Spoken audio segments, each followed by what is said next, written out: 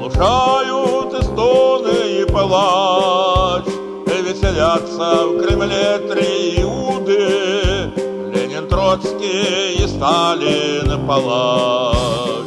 Обыватель на печке мечтает: царь не нужен, а нужен марксист, потому что икру на халяву обещает петух коммунист. Только надо ограбить соседа, церквей все иконы продать, расстрелять профессуру с попами, заодно и любимую мать.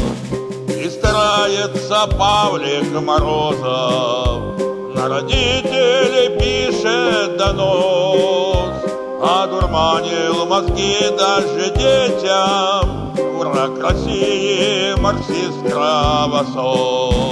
Только белая гвардия насмерть бьет китайцев, мадьяры, латышей. С Вашингтона идут циркуляры, исполняет их Троцкий еврей.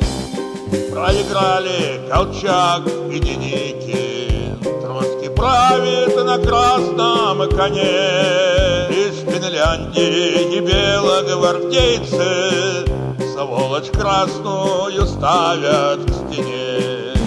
Мы в Финляндии Русь сохранили. Слава вам, генерал Маннергейм, слава гвардии белой геройской, остальным же проклятие